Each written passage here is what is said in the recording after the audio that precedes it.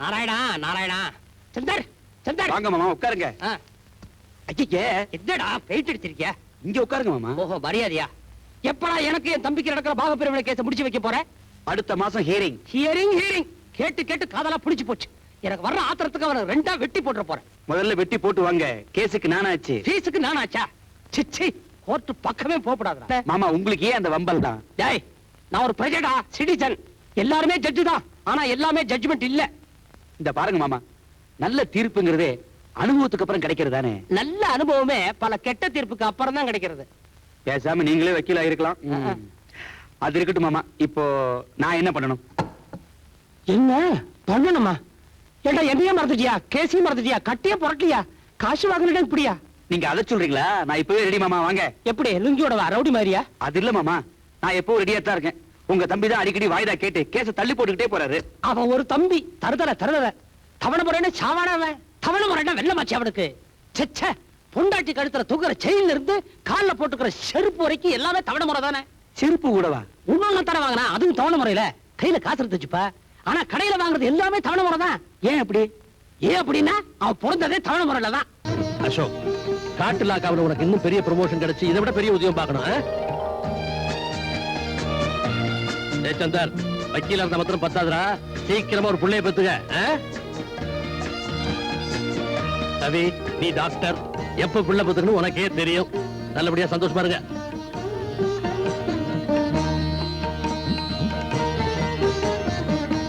அமுதா, எல்லா தம்பிகளும் கல்யாணம் ஆயிடுச்சு இவனை தவிர. சீக்கிரமா இவனுக்கு ஒரு பொண்ணு பார்க்கணும். படிச்சு முடிச்சிட்டு சும்மா இருக்கோமே, ஏதாவது வேலை கிடைச்சதுக்கு அப்புறம் கல்யாணம் பண்ணிக்கலாமேன்னு தம்பி நினைக்குது போல இருக்கு. அப்படியா? இல்ல ஏதாவது காதல் கீதல்? தம்பி, எனக்கு வரப்போற கடைக்குட்டி தங்கச்சி தைப்பொங்கல் கோலம் மாதிரி தகதகன்னு அழகா இருக்கணும். கோலம் போட்ட மட்டும் போருமா? கொடி மாதிரி உடம்ப வளைச்சு நெளிச்சு நாட்டியம் ஆடுற பொண்ணா இருக்கணும். நாட்டு மாடு என்னத்துக்காக போகுது? நல்ல கடவுள் பக்தி உள்ள பொண்ணா இருக்கணும். இது பாருங்க, எல்லாரோட ஆசைகளையும் ஆண்டவன் நிறைவேற்றிக்கட்டும். முதல்ல நீங்க எல்லாரும் சேர்ந்து ஆசீர்வாதம் பண்ணுங்க. அண்ணன்கள் அண்ணிகள் அண்ட் கம்பெனி எல்லாரும் சேர்ந்து வரிசையா ஒண்ணா நில்லுங்க. டேய் வாடா வா. ரெடி 1 2 3. சுந்தரா சுந்தரா சுந்தரா, என்னடா இது? கூட பிறக்கா சகோதரன் ஒரு குச்சேரன் இருக்கானே, சீயக்காத்தூள் போனது பாதி போகாது பாதியுமா அரைகுறையா கங்கா சாடத்தை முடிச்சிட்டு வந்து இப்படி ஒருத்த பழசா நிப்பானேன்னு அடியோட மறந்துட்டியடா. இந்தா, ரொம்ப சந்தோஷம். தவறுது, அதிர்ஷ்டம். அதிர்ஷ்டம் இல்ல, அல்பம். உள்ள என்ன வச்சிருக்கான்னு பார்த்தேன், திருப்தியா இருக்கு. வாங்கியாச்சு இல்ல? புறப்படுறது. புறப்படுறதா? இருடா இது. மாமா வாங்க சாப்பிடலாம். ஐயோ ஐயோ, இவனுக்கு புரியுறது. வதவதான் வளர்ந்துருக்க, வக்கீலுக்கு வேற படிச்சிருக்க, உனக்கு புரியல. கண்ணா எதையும் வேணாங்காத, எல்லாத்தையும் ஏழைக்கு தள்ளு.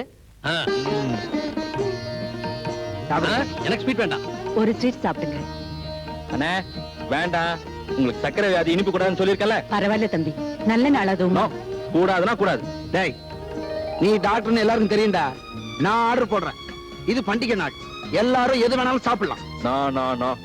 டாக்டர், அண்ணன் இன்னைக்கு மட்டும் சாப்பிட்டோம் ப்ளீஸ்.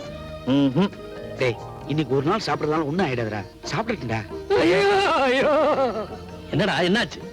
வீட்டு வாசல்ல நாங்கள் தேன் கூடு போடு போட்டிருக்க, புள்ள வந்து பார்த்தா அப்படியே தான் இருக்கு. திருஷ்டி பற்ற கூடாது அழுத. என்னது? லட்டு.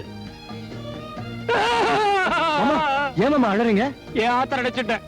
போதும் போதும், உங்களை பண்ணிட்டு நான் படுற பாடு. நாளங்கிழமை ஆத்துல ஒரு பட்ஜெடம் உண்டா, நகரட்டுண்டா, கட்டிங்க ஒரு புது புடவை உண்டா. கட்டுப்படியாரா கொண்டுற மாட்டேனா? யோசனை பண்ணி பாரு. 18 முழம் உன் இடுப்புக்கு ஒரு சுத்துக்கே பத்தாது.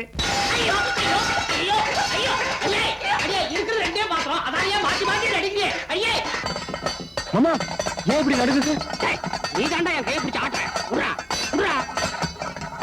நான் என்ன என் பொட்டாட்டி நடிச்சுட்டா பயப்படுற? மாமா, மாமிக்கு எந்த ஊரு? மாமிக்கா? துப்பாக்கி பட்டி பீரங்கிபுரம் போஸ்ட். அதான் சதாவுக்கு வீட்டுல குண்டு வெடிக்குது. அவ தொண்டை இருக்குதே, பீரங்கி தொண்டை. சிரிக்க மாட்டேன். உனக்கும் மாய மாதிரி ஒருத்தி வாய்ப்பா. அவளை கட்டுறத பார்த்த உடனே நானும் சரி. நான் சிரிக்க மாட்டேன். நீ இந்த காலத்து பையன், நீ அப்படியெல்லாம் கல்யாணம் பண்ணிக்க மாட்டேன். நீயா ஒரு பொண்ணை பார்த்து நல்ல ஒல்லியா ஒடிச்சலா சதப்பத்தே இல்லாததா லவ் மேரேஜ் பண்ணிப்ப. லவ்வா? ஐயோ, பெரியவங்களா பார்த்து எந்த பொண்ணை காட்டுறாங்களோ கப் சிப்புன்னு அந்த பொண்ணு கழுத்துல தாலி கட்டிடுவேன். நான் மாத்திர கழுத்துல கட்டாம காலியா கட்டினேன். நீ வேணா போய் பாரு, கழுத்துல தான் தொங்குறது தாலி. என்ன? ஆஹா ரேகா, நீ இவ்வளவு ஜோரா ஃபைட் பண்ணுவேன்னு நான் எதிர்பார்க்கவே இல்லை. பெண்களுக்கு தற்காப்பு தேவைப்படுது, அதனால தான் ஃபைட்டிங் கத்துக்கிட்டேன். இத பாருங்க, இனிமே இந்த ரொமான்ஸ்லாம் வேண்டாம். அப்படின்னா கல்யாணம் பண்ணிக்குவோம். பண்ணிக்குவோம். எப்போ? அவசரப்படக்கூடாது, விட்டு பிடிப்போம். சுரேஷா, மாமா அடே அடே அடே, என்ன விட்டு பிடிக்கலையா? வலிக்குதுல. இப்போ இவ்வளவு விட்டுட்டு இன்னொருத்தி பிடிக்க போறியா? மாமா மாமா எங்க மாமா? இல்ல எல்லாருக்குமா மாமா? அச்சோ, எங்க எப்ப மாமா வந்தீங்க? வர வேண்டிய நேரத்துக்கு தான் நான் வந்திருக்கேன். தெரிஞ்சுக்க வேண்டிய விஷயத்தையும் தெரிஞ்சுக்கிட்டேன்.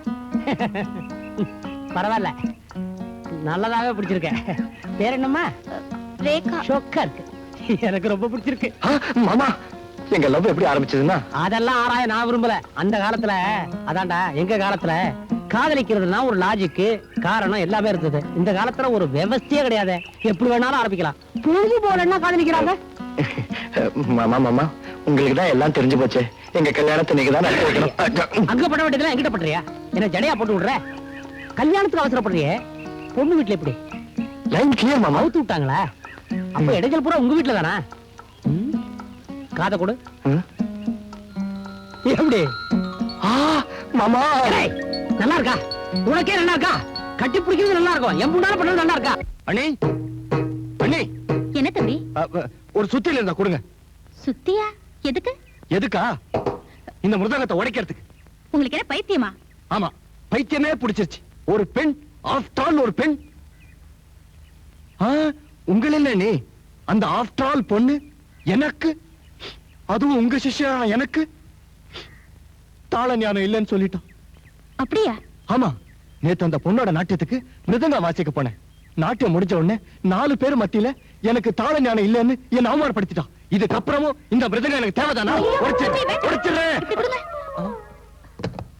நாட்டியம் ஆட தெரியாம விழுந்துட்டு மேடையில மேடு பள்ளம் இருக்குன்னு சொன்னாலாம். அந்த மாதிரி யாரோ ஏதோ சொன்னதுக்காக நீங்க ஏன் வருத்தப்படுறீங்க? வருத்தப்படாம வேற என்ன நீ பண்றது? இனிமே நான் எதுக்காக வாழணும்? நான் வாழறதே வேஸ்ட். நான் தற்கொலை பண்ணிக்கிறேன். என்ன தற்காதீங்க அண்ணி. எனக்கு அவ தாள ஞானம் இல்லைன்னு சொல்லிட்டா. ஆனா அவளுக்கு தான் கால் ஞானம் இல்ல. கால் ஞானமா? அப்படின்னா? அப்படின்னா உங்களுக்கு தெரியாது, எனக்கும் தெரியாது. என்ன சொல்றது? பாம் காம். பாம் காமா? நான் கேள்விப்பட்டதே இல்லையே. கேள்விப்பட்டதே இல்லையா? நல்ல வேளை. அப்போ அதான். அடா அடா அடா அடா, நீங்க அந்த நடைய நடந்து வரும்போது பார்த்தா அந்த கலை தேவதையே நடந்து வர்ற மாதிரி இருக்கு. இதான் நீ, இதான் பாம் காம். நீங்க நடக்கிற நடையில பாதி அழகா அவளால நடக்க முடியாது. அவ என் மிருதங்கத்தை பத்தி பேசுறா. என்னால இந்த துயரத்தை தாங்க முடியாது. நான் மறுபடியும் தற்கொலை பண்ணிக்கிறேன். அவசரப்படாதீங்க.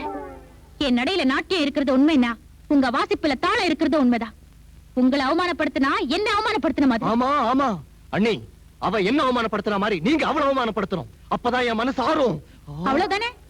இப்ப அவ எங்க இருக்கா? தாத்தை தித்தித்தை, தாத்தை தித்தித்தை, தாத்தை தித்தித்தை, தாத்தை தித்தித்தை, தாத்தை தித்தித்தை. நிறுத்து நிறுத்து உன் தெருக்கூத்து.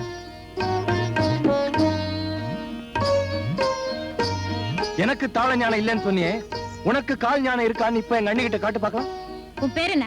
ரேகா. என் கொழுந்தனாருக்கு தாள ஞானமே இல்லைன்னு சொன்னியாமே? ஆமா, மனசுல பட்டுச்சு சொன்ன. பாத்தீங்களா? அவர் வாசிக்கிறத எத்தனையோ தடவை நானும் கேட்டிருக்கேன். என் மனசுல அப்படி படலையே. அதானே. உங்களுக்கும் தாள ஞானம் இல்ல போல இருக்கு. என் பேர் என்னன்னு தெரியுமா? உமா. உமான்னா யாரு? பார்வதி. பார்வதினா? சக்தி. சக்தியை மிஞ்சி நாட்டியம் ஆட யாரு இருக்கா? யாருமே இல்ல. நடனச் சுடர், நாட்டிய கலாப மயில், பந்தநல்லூர் பாமா. அந்த பேரை சொல்ல கூட உங்களுக்கு உரிமை இல்ல. ஏ, அவங்க என்னோட குரு. உண்மையாவா? எனக்கும் அவங்கதான் குரு. அப்படியா? உன் நாட்டியத்தை பார்த்தப்பவே நினைச்சேன் இது அசல் பந்தநல்லூர் பாணியா தான் இருக்கும்னு. ஏமா, நீ அவங்க கிட்ட நாட்டியம் கத்துக்கிட்டது இப்போ? டைரி உள்ள இருக்கு. பரவாயில்ல. ஆமா, என் கொழுந்தனாருக்கு உண்மையாவே தாளஞானம் இல்லைன்னு சொல்லிட்டியா? என்ன மன்னிச்சிருங்க, நீங்க என் குருவுக்கு சிஷ்யன்னு எனக்கு தெரியாது. உங்களுக்கு இவரு கொழுந்தனார்னு எனக்கு தெரியாது. தெரிஞ்சிருந்தா இவருக்கு தாள பாதாள வேதாள ஞானம் எல்லாம் எக்கச்சக்கம்னு சபையிலேயே அனௌன்ஸ் பண்ணிருப்பேன். நல்ல வேளை, இவரை பத்தி நீ சொன்னது ஓரளவுக்கு உண்மைதான். ஆனாலும் அண்ணி, நீங்களே என் கால வர்றீங்களே. சும்மா இருங்க. நாங்க ஒரே குருகுலத்துல வித்த கத்துக்கிட்டவங்க. ஒருத்தருக்கு ஒருத்தர் போய் சொல்லி ஏமாத்திக்க கூடாது, அது குரு துரோகம். கரெக்ட். மாட்டிக்கிட்டேன். ஏமா நீ பரதநாட்டியம் மட்டும்தான் கத்துக்கிட்டியா? No no no no, Kathakali, Manipuri, Kuchipudi, Odissi, latest disco. My god, உன்கிட்ட நான் கத்துக்க வேண்டியது நிறைய இருக்கே. அதெல்லாம் அப்புறம் கத்துக்கிறேன். முதல்ல என் கொழுந்தனாருக்கு தாளஞானத்தோட மிருதங்கம் வாசிக்க கத்துக்குடுமா. அண்ணி சும்மா இருங்க. நாளையில இருந்து தவறாம இங்க வந்து ரேகாவே கதின்னு ஜதி சுதி எல்லாம் ஒழுங்கா கத்துக்கணும். என் விதி, எனக்கு இப்படி ஒரு பனிஷ்மெண்ட் கிடைக்கும்னு நான் நினைக்கவே இல்லை. உனக்கு சொந்த ஊர் எதுமா? சிதம்பரம். ரேகா, அடிக்கடி எங்க வீட்டுக்கு வந்துட்டு போமா. வரேன்க்கா. வரேன். வாங்க சுரேஷ். ம்.